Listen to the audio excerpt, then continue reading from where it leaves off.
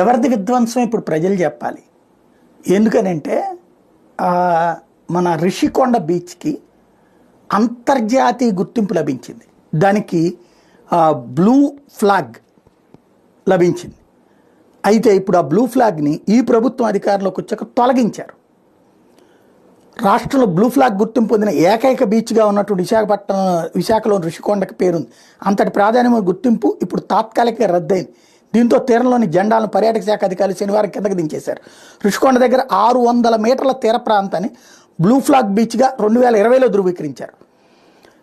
ఈ గుర్తింపుని డెన్మార్క్కి చెందినటువంటి foundation for environmental education FEE సంస్థ అందిస్తుంది.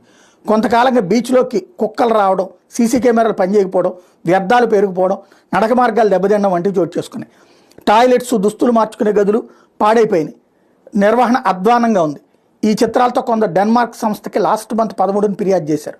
దీంతో ఆ గుర్తింపు రద్దయింది.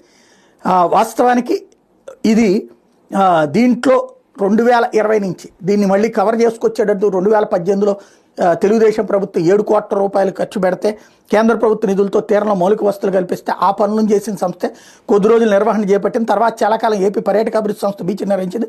2 ఏళ్ల క్రితం నిర్వహణ ప్రైవేట్ సంస్థకు అప్పగించేశారు. ప్రైవేట్ సంస్థ తగిన సిబ్బంది నియమించక ప్రమాణాలు గాలికి వదిలేయడంతో ఇది జరిగిపోయిందంటూ ఇప్పుడు మళ్ళీ గత ప్రభుత్వం మీద సిగ్గు లేకుండా కవర్ చేసుకొస్తున్నారు. ఇక్కడ పాయింట్ ఏంటి? గత ప్రభుత్వం టైంలో కరెక్ట్గానే 2020, 21, 22, 23, 24 ఇప్పుడు పోయింది.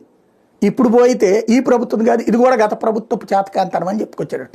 అసలు దేశంలో ఒక చక్కటి గుర్తింపు లభించినటువంటిది, చక్కగా సెట్ అయినటువంటి దాన్ని నాశనం చేస్తే దీంట్లో ఒరిజినల్ వార్త రాయొచ్చు కదా, ఆ సంస్థ పెదవులు ఎవరు అన్నటువంటిది అది వదిలేసి ఈ కోణంలో రసుకొచ్చారు.